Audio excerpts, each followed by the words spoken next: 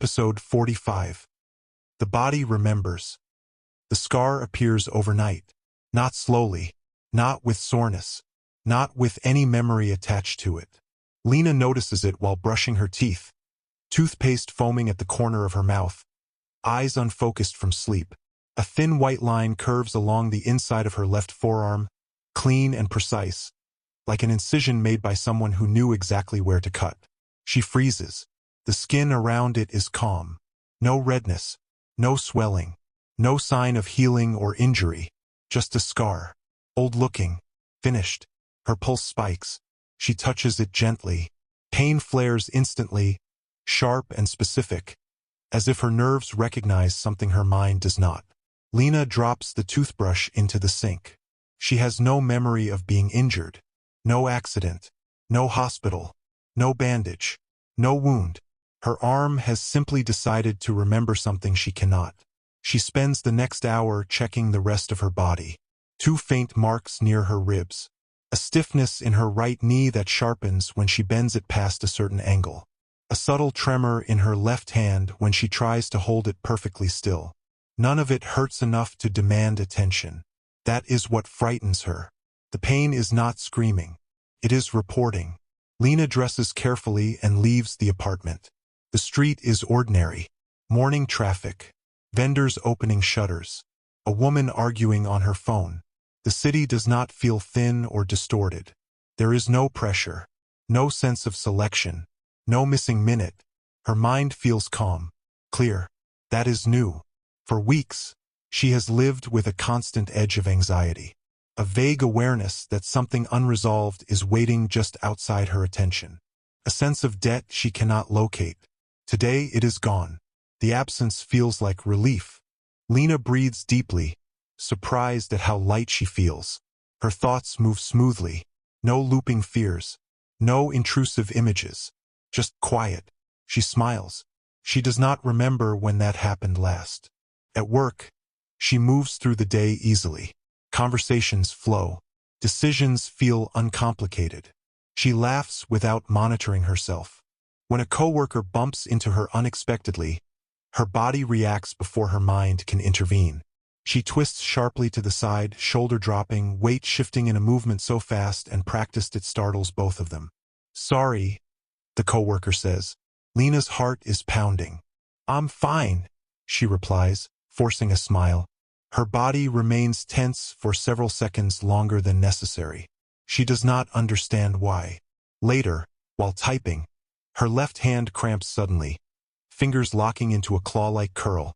The sensation is intense but brief. It releases as quickly as it arrived. She stares at her hand, feels trained, as if it has executed that response before. She flexes her fingers slowly. The tremor returns.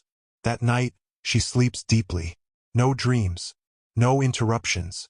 No sense of being watched. It is the most peaceful sleep she has had in months. She wakes refreshed. And with another scar. This one is small, just below her collarbone. Faded. Old. Her stomach tightens. She stands in front of the mirror for a long time, cataloging her body like evidence. These are not random marks. They are organized. Purposeful. She tries to remember if she has ever agreed to something, signed something, promised something she later chose to forget. Nothing surfaces. That too feels like relief. 3:07, nothing happens. The minute passes normally. Leena notices the time only because she has been conditioned to. She feels nothing. No pressure. No distortion. No warning. The calm persists. That evening, she meets her friend Nisha for dinner. They talk about work, about trivial frustrations, about a vacation Nisha is planning. Leena listens without distraction. This is what peace feels like, she thinks. Halfway through the meal, Nisha asks casually, "Do you still have that pain?" Leena frowns. "What pain?" Nisha pauses. "Your shoulder. You said it was killing you. From that thing." "What thing?" Nisha studies her carefully now. "You don't remember?" she asks. Leena shakes her head slowly. "You told me not to ask questions," Nisha says. "You said it was better if you didn't talk about it." A chill crawls up Leena's spine. "I said that." Yes, Nisha replies. You were very clear. Leena's fork slips from her fingers and clatters onto the plate. She does not remember saying that. She does not remember having pain. But her shoulder aches now, a dull, deep sensation that feels older than memory. She excuses herself and goes to the restroom. Inside the stall, she grips the sink and closes her eyes. Her breathing remains steady. Her mind refuses to panic. That should reassure her. It does not. Back at the table, she presses Nisha gently. What else did I say? Nisha hesitates. You said forgetting was part of it. Part of what? You didn't say, Nisha replies. You just said if it worked, you'd finally be able to sleep. Leena feels something twist inside her chest. She has been sleeping very well. On the walk home, her body reacts to things before she can process them. She steps back from a passing motorcycle before it gets too close. Ducks instinctively when a loose sign creaks overhead. Her muscles fire with precision that feels learned under pressure. None of it reaches her conscious mind in time to register fear. Her body is protecting her from something she cannot remember agreeing to. At home, she pulls an old storage box from the back of her closet, one she has not opened in months. Inside, she finds a folded sheet of paper. Her handwriting, neat, deliberate. The paper contains a single sentence. If you wake up calm, do not try to remember. Her hands shake as she reads it. There is no date, no explanation, just the instruction. She looks down at her forearm again. The scar pulses faintly under her touch. Her body knows. It has always known. She made a deal. She paid for peace with memory. And now her mind is free. But her body is still keeping score. Leena sits on the floor, back against the bed, paper clenched in her hand. She understands the danger too late. Forgetting was never the end of the agreement. It was only the part her mind was allowed to keep. Leena stops trusting comfort on the fourth day. Not because it fades, because it deepens. The calm settles into her like anesthesia. Thoughts arrive slowly, softly, without edges. The world feels manageable. Problems line up and resolve themselves with minimal resistance.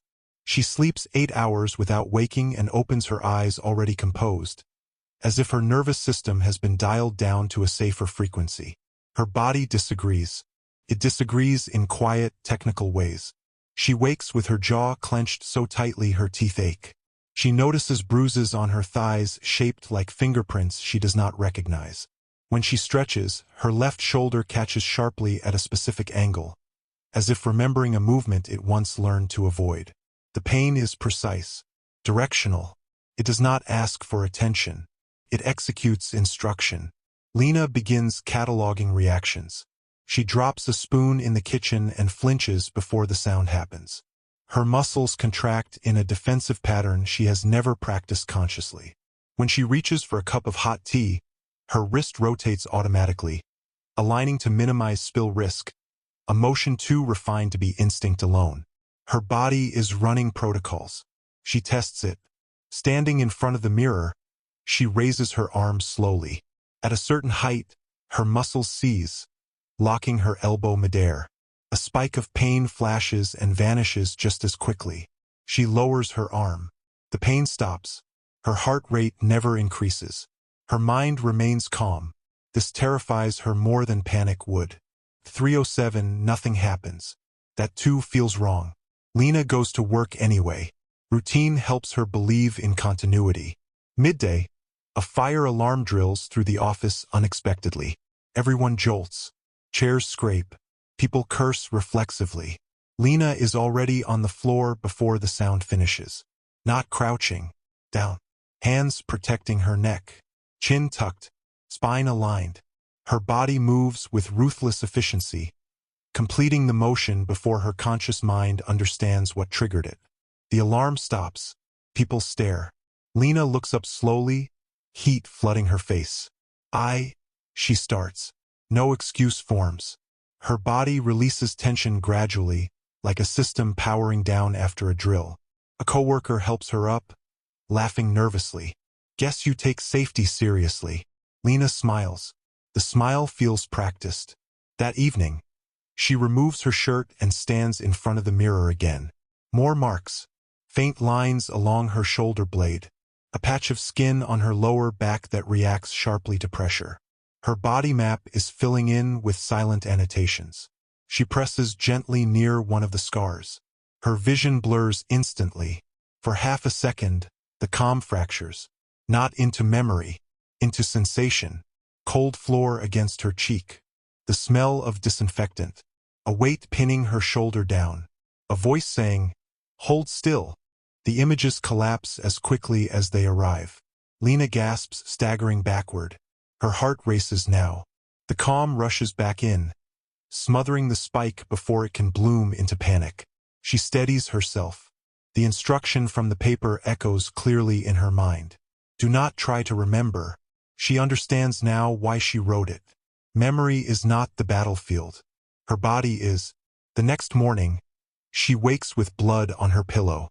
A thin line trickles from her nose, already drying. She touches it and winces as pain flares behind her eyes. Not a headache. A warning. She does not call in sick. She does not tell anyone. She has learned that her mind is no longer the authority. At lunch, she sits across from Nisha again. Nisha watches her carefully now, concern no longer disguised. "You're moving differently," Nisha says. Leena stiffens. "Differently how?" "Like you're bracing for something," Nisha replies. "Even when you're laughing." Leena feels the truth of it in her shoulders. "I think I forgot something important," she says carefully. Nisha's expression tightens. "I thought that was the point," she says quietly. Leena's chest tightens. "You knew." Nisha hesitates. "You told me not to stop you. You said if I did, I'd be the one who paid instead." Leena's stomach drops. "Paid how?" "You didn't say," Nisha replies. "You just said your body could handle it better than your mind." The words land heavily. Her body. That night, the pain escalates. Not in intensity, in specificity. Her left wrist seizes whenever she tries to turn a doorknob too quickly. Her knee locks if she pivots too sharply. Her throat tightens when she raises her voice above a certain volume. These are not injuries. They are constraints. Her body is enforcing limits she agreed to when she was someone else. 3:07, the pressure arrives. Soft, persistent. Leena sits on the bed, hands resting on her thighs, breathing evenly. She does not resist. She does not ask questions. The pressure slides through her without friction, like a system checking compliance. When it leaves, something else appears. A new scar, thin, pale, just above her heart. She presses it lightly and collapses to her knees as pain detonates through her chest. Not sharp, deep, structural. The kind of pain that teaches without explaining. She curls forward, gasping, and feels something else beneath the pain. Gratitude. Her mind remains calm. Her body is screaming. This is the balance. Later, when she can breathe again, she crawls to the desk and opens the storage box fully. There are more papers inside. She does not remember placing them there. They are all in her handwriting. Short, direct, no emotion. You will forget this part. The body will not. Trust the pain. It means you are still alive. Her hands shake violently. She understands the structure of the deal now. She traded memory for peace. But peace cannot exist without enforcement. Her body became the ledger. Each scar a receipt. Each reflex a clause. Each pain a reminder that something was promised and must be honored continuously. Leena stands slowly, leaning against the desk for support. Her calm remains intact. Her body trembles. She looks at herself in the mirror one last time. She looks fine, healthy, functional. No one would suspect anything. That is the cruelest part. The system has not marked her visibly. It has turned her into a mechanism. A living reminder that forgetting does not erase obligation. It only relocates it. At 3:07, the pressure brushes past her again. Acknowledgement. The deal stands. Leena turns off the light and lies down carefully, aligning her body to avoid triggering pain. She sleeps deeply, peacefully. Her body stays awake all night, remembering everything she no longer can.